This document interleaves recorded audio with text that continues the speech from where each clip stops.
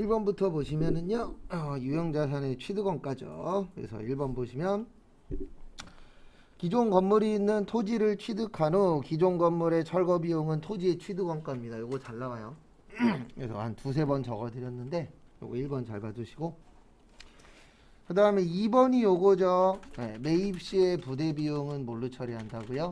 원가 처리한다 그랬죠. 그래서 거기 보시면 설치비하고 시운전비라고 있거든요. 네, 그게 부대 비용입니다.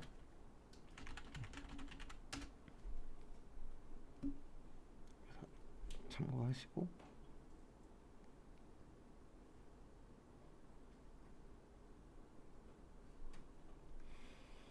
그 다음에 3번 유형자산 취득과 관련하여 발생한 제세공과금은 유형자산의 취득원가에 가산한다는데, 거기에 나와 있는 제세공과금의 대표적인 게 요거예요. 취득세.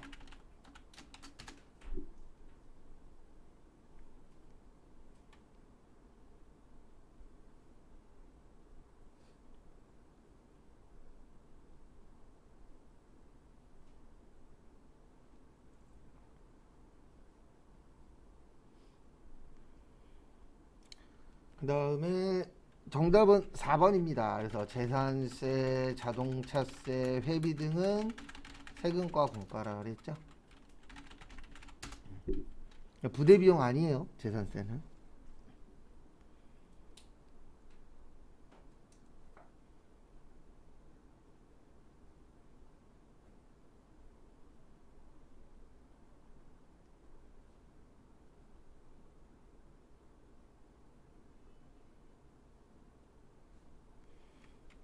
그 다음에 2번 재무상태표죠. 우리 재무상태표는 이제 일정 시점에 기업의 재무상태로서 세 가지 나온다 그랬죠. 자산부채, 자본.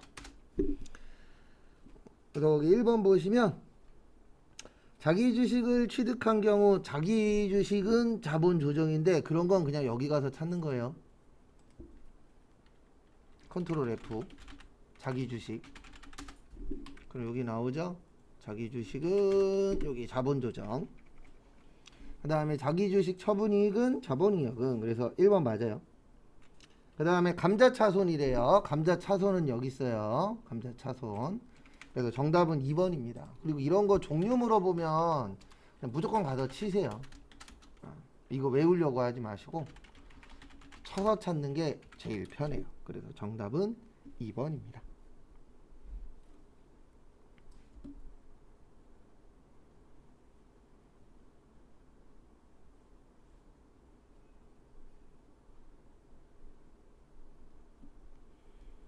그 다음에 3번 보시면은요,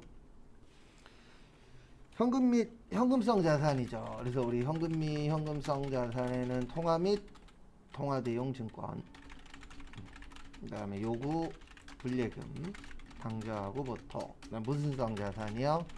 현금성. 그래서 취득 당시 만기가 3개월. 그래서 4번. 거기 1년이라고 돼 있죠.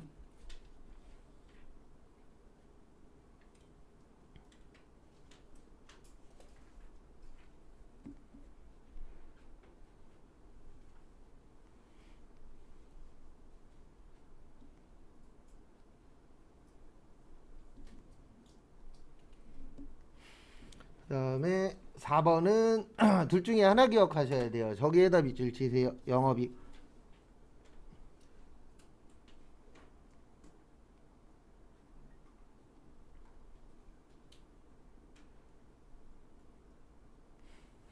그래서 보시면 두 가지 중에 하나를 기억하셔야 돼요. 하나는 공식을 외우시든가,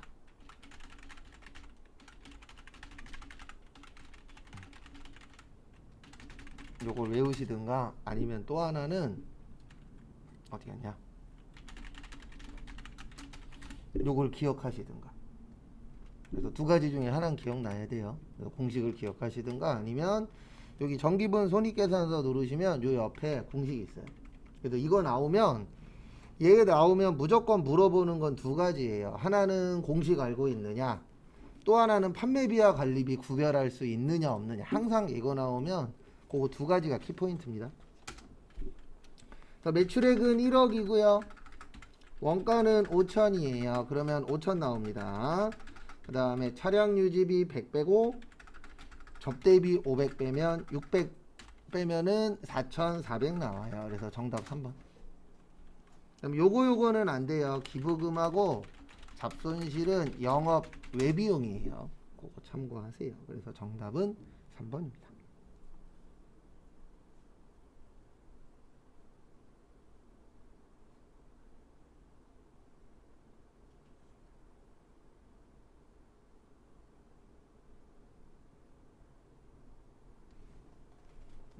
되셨죠? 그래서 요거는 항상 나오면 둘 중에 하나예요. 그 다음에 5번. 우리 사채 두 가지 외우라 그랬죠. 사채는 발행할 때 액면 이자율 기준이고요. 액면 이자율이 크면 할증 발행, 그 다음에 작으면 할인 발행. 그 다음에 사채 상각이 있었죠. 그래서 사채 상각은 유효 이자율법 쓰고 상각액은 할증 발행이나 할인 발행 모두 증가인데, 얘는 이제 크게 시험 문제 내면 둘 중에 하나예요. 요걸로 내면은 증가냐 감소냐 이걸로 나오는 거고, 얘로 나오면 말장난이에요. 요번 문제가 요거예요.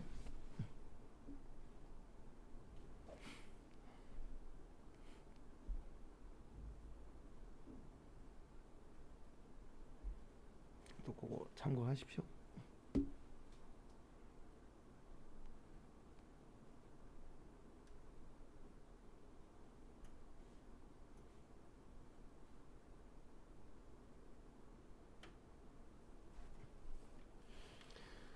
그래서 1번, 그 다음에 요것도 적어야 되는구나. 요것도 이제 앞으로 많이 적을 건데요. 유가증권에 두 가지 있다 그랬어요. 주식이나 사채를 발행하거나 처분할 때에는 비용 쓰면 안 되고, 이익 나면 이익에서 빼고, 손해 나면 손해에다가 더해라.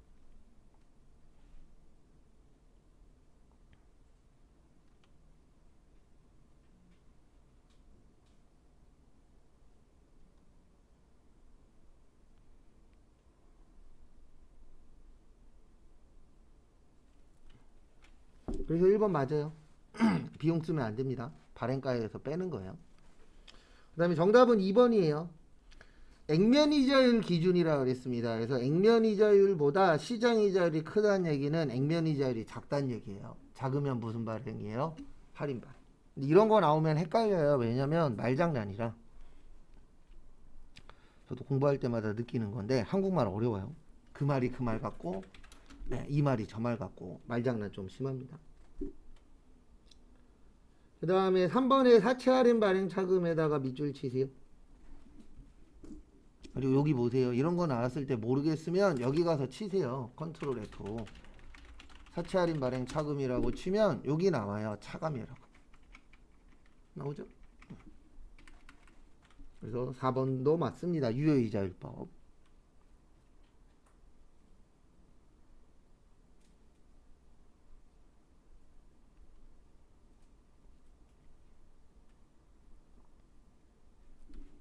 그 다음에 6번.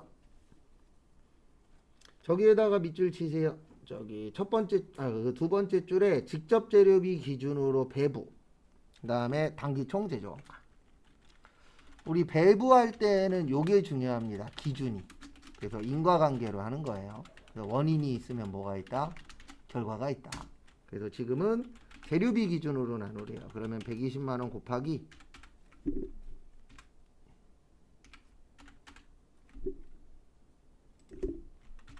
150분에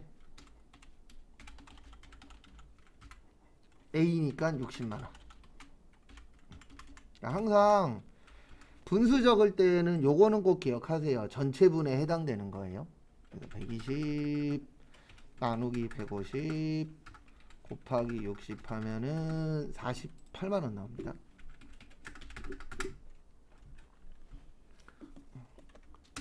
그 다음에 우리 당기 총제조원가 어떻게 구해요? 재료비, 노무비, 경비, 간접비. 그래서 거기 보시면 A가 60만원에 40만원에 좀 전에 48만원 나왔죠. 그래서 148만원입니다. 그래서 정답은 1번인데 요게 중요한 게 아니라 지금 이 문제는 요게 중요한 거예요. 분수 만드는 거랑 그 다음에 단기총 제조원가 공식 잘 숙지하고 계시고.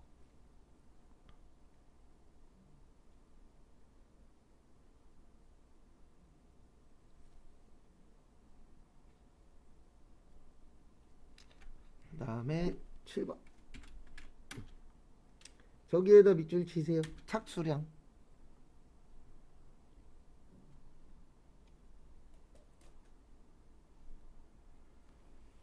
그 다음에 보시면은요. T자 문제입니다. T자인데 이제 수량 문제예요.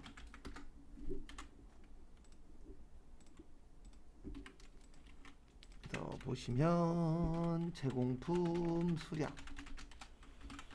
기초 제공품, 단기 착수량, 완성품 수량, 기말 제공품, 공성품 수량. 그래서 기초가 3,000, 착수가 2,300, 공손이 200, 기말이 1,100. 화면과 대변 어때야 된다? 같아야 된다. 그러면 여기는 4,000개 나와요. 그 다음에 거기 지문에 보시면 완성품 수량의 3%가 정상이래요. 그러면 400개에 3%면은 120개 나옵니다. 그러면 200에서 120개 빼면 80개가 비정상 되는 거죠. 그리고 계산 문제는 꼭 알고 계셔야 되는 게 이건 본인이 직접 한 번씩 꼭 해보셔야 돼요. 틀리신 분들은. 이론 문제하고 달라요. 이론 문제는 그냥 눈으로 한번 더 훑어보면 되는데 계산 문제는 꼭 내가 한 번씩 해보셔야 됩니다. 그 다음에 793페이지 8번. 8번 위에 빈 공간에다가 이렇게 적어주세요. 항상 누구 기준이라고요? 실제.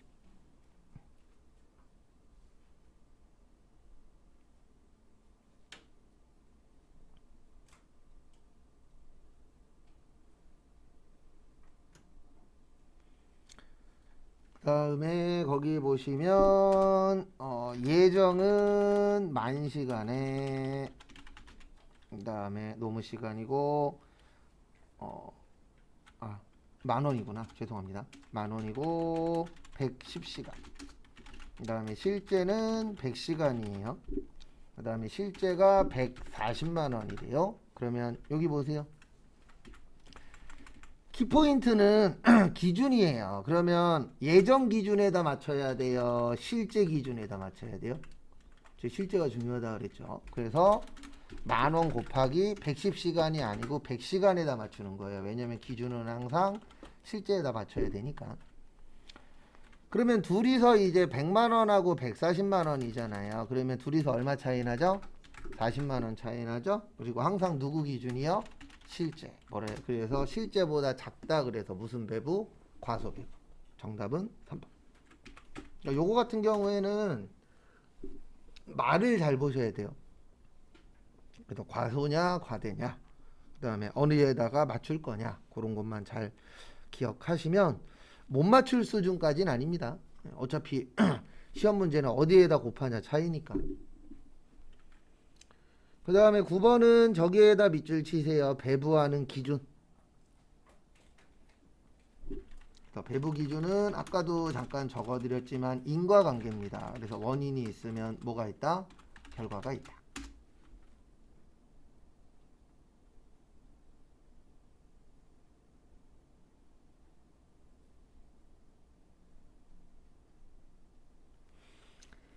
그래서 보시면 건물관가 상각비는 건물의 점유면적, 종업원 복리후생비는 종업원수. 정답은 3번이에요. 기계관가 상각비 같은 경우에는 기계는 솔직히 점유면적보다는 뭐 기계 사용 시간 요런 게 훨씬 더 어때요? 정확하겠죠. 왜냐면 감가상각이라는 건 쓰면 쓸수록 가치가 떨어지는 거잖아요. 그래서 관련 없는 거 찾으시면 3번. 그 다음에 10번은 저기에다 밑줄 치세요. 조업도.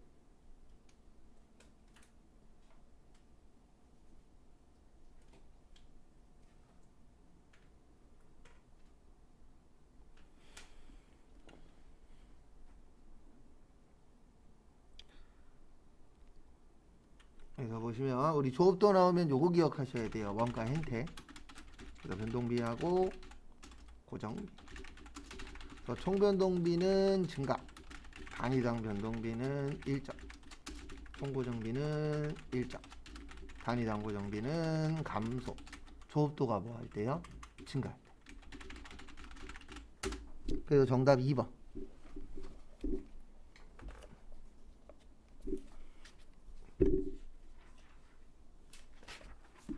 그 다음에 11번.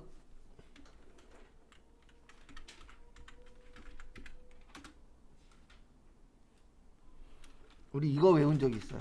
과세 표준에 포함하지 않는 것. 솔직히 이 문제는 첫 번째 거면 맞출 수 있습니다. 매출, 환입 및 애누리. 그 다음에 매출 할인. 그래서 정답 1번. 그 다음에 지급 지연으로 인한 연체이자 독고보조, 공공보조 도달되기 전에 파손, 훼손 또는 멸실된 경우 용기매수 보증금, 종업원 봉사료. 그러니까 언제 뭐 나올지 몰라요. 그래서 뭐 한 번도 안 나오다가 그 한 번이 나한테 걸릴 수도 있는 거고. 그래서 암기하라고 설명드린 건 잘 기억해 주세요. 왜냐면 어떤 식으로 나올지 아무도 모르잖아요. 시험장 가도 뚜껑 열어봐야 되고 10년 동안 안 내다가 갑자기 나 시험 봤는데 그게 나올 수도 있는 거고. 그 다음에 12번의 정답은 2번입니다.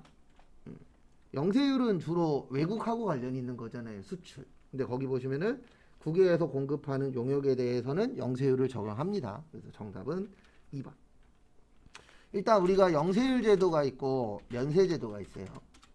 그래서 둘 다 세금 안 내는 건 똑같은데 영세율은 완전 면세 제도라 그래서 조기 환급을 해줍니다. 15일 이내.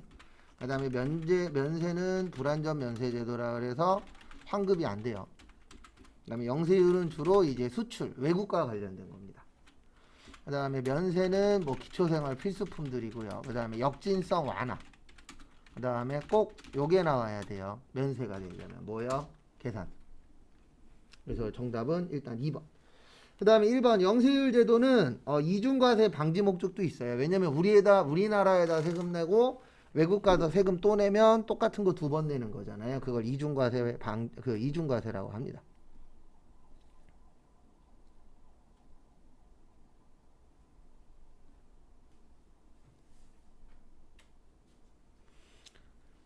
그 다음에 3번 비거주자나 외국법인의 국내 거래에 대해서는 영세율을 적용하지 아니함을 원칙으로 하되 상호주의에 따라 영세율을 적용도 합니다.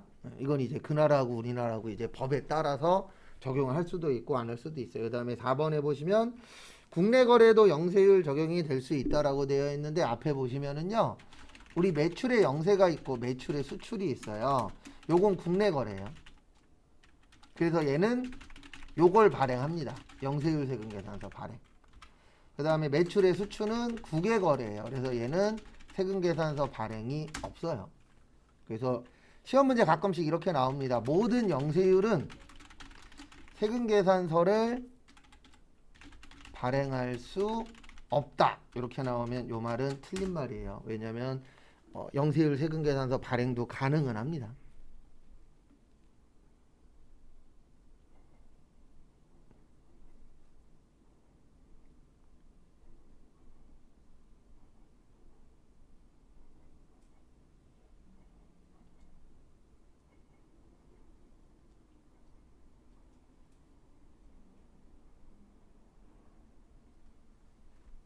참고하시고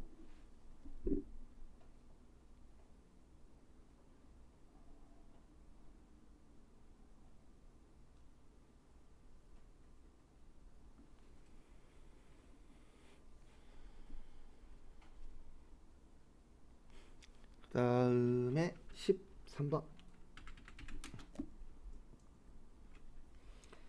다음 중 부가가치 세법상 용역의 공급인데요. 일단 요걸 아셔야 돼요. 재화 우리 과세거래는 세 가지가 있어요. 재화의 공급, 용역의 공급, 재화의 수입. 그 다음에 법에서 재화는 재산적 가치가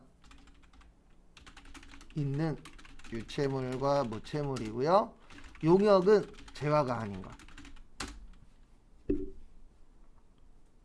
그래서 대부분 용역 그러면 몸으로 하는 거예요. 그래서 1번 보시면 건설업의 경우 건설업자가 건설자재의 전부 또는 일부를 부담하는 것. 맞습니다. 그러니까 이게 뭐냐면 그 건설하잖아요. 예, 그럼 거기에서 이제 일하시는 분들 계시죠. 근데 건설업자가 건설자재 부담하고 이제 인부 써서 만들잖아요. 그 다음에 2번 자기가 주요 자재를 전혀 부담하지 않고 상대방으로부터 인도받은 재화를 단순히 가공만 하는 것. 이것도 용역 맞습니다. 대부분 용역 그러면 몸으로 하는 거예요. 그 다음에 3번 상업상 또는 과학상의 지식, 경험 또는 숙련에 관한 정보를 제공하는 것. 이것도 맞아요. 그 다음에 4번은 저기에다가 밑줄 치세요. 새로운 재화를 만드는 가공계약에 따라 재화를 인도하는 것. 그러면 여기 보십시오. 재화를 인도한다라고 써놨잖아요. 그러면 그건 뭐에 공급이 되는 거예요? 재화에 공급이 되는 거예요. 거기에 지문에 우리 덜 헷갈리라고 써놨잖아요. 용역이라고 써놨으면 아니겠지만 거기 지문에 뭐라고 써놨죠? 재화라고 써놨죠. 그러니까 이게 뭐냐면 물건 만들어서 팔았다는 얘기예요. 그래서 내가 물건을 만들어서 판매하거나 그러면은 요거는 재화로 봅니다. 그래서 우리나라가 발전한 것 중에 하나가 임가공 용역이라고 있어요. 거기에 이제 물건을 일부만 만들어서 파는 거거든요. 전부 다 만들어주는 게 아니고 완성품이 아니라 그 사이에 껴서 일부만 만들어주는 거 있어요. 뭐 부품을 만든다던가. 그래서 예전에 저 어렸을 때 뭐 이런 경험 갖고 계신 분도 있을 수 있는데 저희 어머니가 그 뭐냐 저거 로버트 팔 끼우고 이런 걸 했었거든요. 예. 인형 곰 눈깔 붙이고 이런 거 막말로. 근데 로버트를 다 주면은 몰래 빼돌려 갖고 파니까 부품을 서로 다른 걸 줘요. 그래갖고 하나씩 이렇게 놓은 다음에 나중에 합체를 시키면 애들이 머리, 팔, 다리 색깔이 다 달라요. 그런 것들이 임가공 영역이에요. 일부만 이렇게 가공해서 주는 거. 근데 어렸을 땐 몰랐는데 커서 보니까 그게 G.I. 조더라고요. G.I. 조라 그래서 그 만화 있잖아요. 거기에 나오는 그거였더라고요. 캐릭터들. 어렸을 때 알았으면 많이 빼돌렸을 건데. 그 다음에 14번 저기에다 밑줄 치세요. 소득공제 및 세액공제 판단. 일단 나이 판단은 12월 31일 기준입니다. 그래서 12월 31일 날 같이 살고 있느냐 따로 살고 있느냐 요게 중요해요. 그래서 예전에 시험 문제 중에 실기 문제이긴 한데 요거 나온 적 있었어요. 현재 이혼 중이 현재 이혼했다 이렇게 나오면 배우자는 없는 거예요. 근데 현재 이혼 소송 중이다 이렇게 나오면 배우자는 있는 겁니다. 왜냐면 우리나라는 법률론이에요. 사실론이 아니고. 사실론은 본 겁니다. 근데 우리나라는 사실론이 아니고 법률론이에요. 그래서 요즘 젊으신 부부들 보면은 결혼하고 나서 뭐 1년인가 3년 동안 혼인신고 안 하는 부부들도 있다면서요. 왜냐면 살다 별로면은 헤어지는데 법률론이면은 또 이혼하고 복잡하니까. 그래서 그렇게 하시는 분들도 있다라고 하더라고요. 그래서 12월 31일 기준으로 봅니다. 그 다음에 2번에 보시면 과세기간 중 장애가 치유되면 치유된 전날의 상황에 따라서 전날로 보는 거예요. 그러니까 치유된 날부터는 이제 장애인으로 안 보는 거거든요. 그래서 전날로 봅니다. 그래서 정답 3번이에요. 사망일이 아니고 사망일 전날로 보는 거예요. 그러니까 이게 무슨 뜻이냐면 여기 잠깐 봐보세요. 뭐 이럴 일 없겠지만 만약에 이분이 사망을 1월 1일 날 했어. 그러면 이분은 전년도까지만 공제를 받을 수 있는 거예요. 왜냐면 1월 1일부터는 없는 사람이잖아요. 돌아가셨으니까. 그래서 전날 기준으로 봅니다. 그래서 정답은 3번이지. 그 다음에 4번 나이 판정 시 해당 과세 기간 중에 요건을 충족하는 날이 하루라도 있으면 돼요. 그러니까 만약에 돌아가시더라도 요때 돌아가시면 되는 거죠. 1월 2일 날 돌아가시면 전날 기준 본다 그랬잖아요. 그럼 1월 1일 날은 살아 계셨잖아요. 그러면 12월 31일까지 안 살아 계셔도 1월 1일 날 이렇게 포함이 되어 있으면은 공제를 받으실 수가 있어요. 그렇다고 그래서 뭐 1월 1일 날 돌아가신 분을 1월 2일 날 사망했다 라고 꼭 해라 그런 얘기는 아닙니다. 근데 아마 법을 아시는 분들은 1월 1일 날 사망했으면 신고할 때 뭐 이건 솔직히 불가능하긴 합니다. 왜냐면 돌아가시면 병원이나 이런 데에서 아니면 경찰이나 소방관 이런 분들이 다 그 사망 신고 관련돼서 날짜 다 지정을 해주거든요. 그래서 그런 게 불가능하긴 하지만 만약에 바꿀 수 있다 그러면 1월 1일 날 돌아가셨으면 몇 월 며칠 날 돌아가셨다라고 바꾸는 게 좋아요. 1월 2일 날 돌아가셨다라고 하면 세금을 100원이라도 덜 낼 수 있습니다.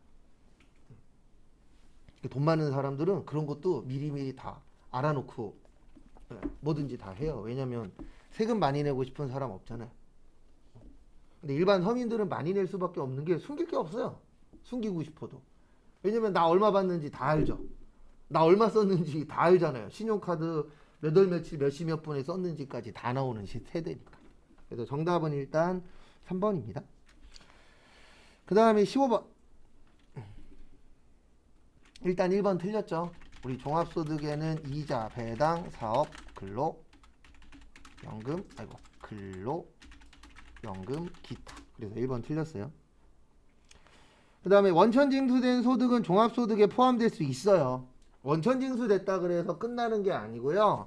이 원천징수에는 두 가지가 있어요. 완납적 원천징수가 있고 예납적 원천징수가 있어요.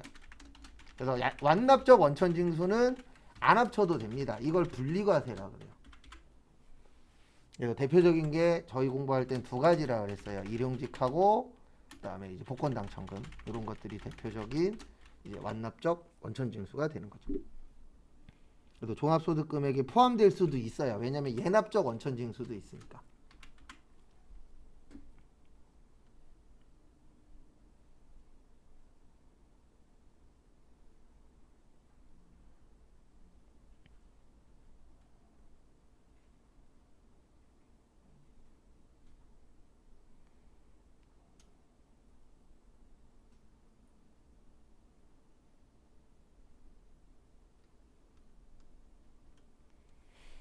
그 다음에 3번 부가가치세법상 영세율 적용 대상에서 발생하는 매출은 소득세법상 소득금액에 포함하는 겁니다. 영세율이든 뭐든 팔았으면 뭐 내야 돼요? 세금 내셔야 돼요. 그래서 이게 오해하시는 분들이 계시는데 이게 부가가치세 신고로 끝나는 게 아니에요.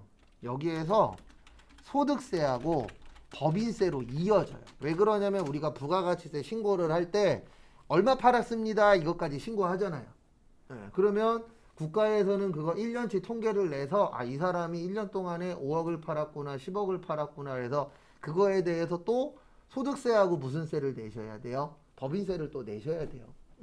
그래도 장사하시는 분들 중에 아니면 이제 개인 사업 하시는 분들 중에 이런 얘기 하시는 분들 많아요. 돈 벌어서 세금만 낸다고. 참고로 그분만 세금 내는 게 아니고 우리 근로자도 세금 많이 냅니다.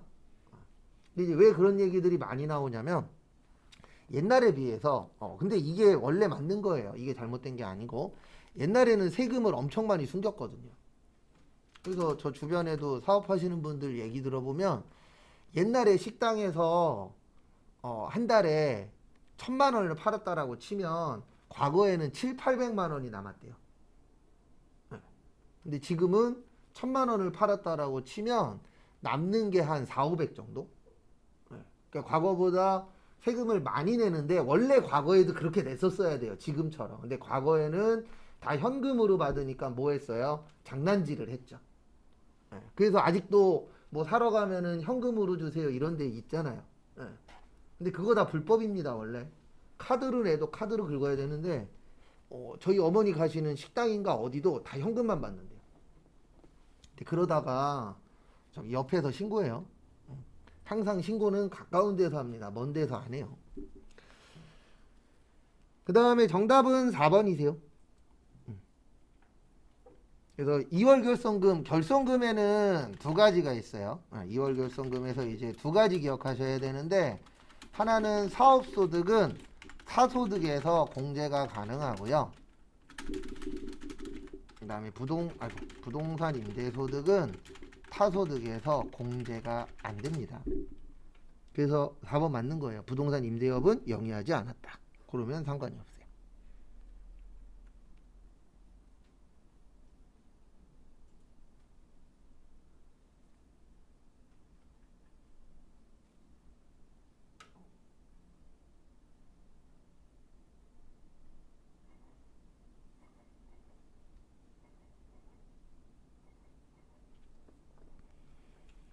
다음에 그래도 요것도 잘 물어봐요. 그래서 제가 저기 종합소득 외울 때 순서대로 외우라 그랬잖아요. 왜냐면 가끔씩 2월 결손금 요거 물어보거든요. 공제 순서. 그러면 순서는 요거의 역순이에요. 사업근로, 연금, 기타, 이자, 배당. 그래서 요거는 꼭 순서대로 항상 나열할 때는 요 순서대로 나열해야 돼요. 그래서 두 가지는 꼭 순서대로 외우셔야 돼요. 하나는 결손금 처리 순서. 그 다음에 또 하나는 종합소득. 왜냐면 이 2월 결손금 공제 순서 물어보거든요. 그래서 꼭 그 두 가지는 순서대로 기억을 좀 해주시기 바랍니다.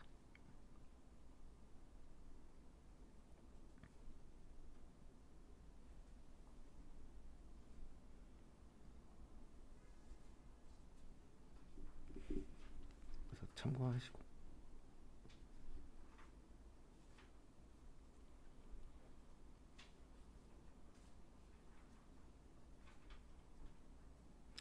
그 다음에 1월 31일 생산부 전 직원이니까 500번대 복리후생비 1000만원.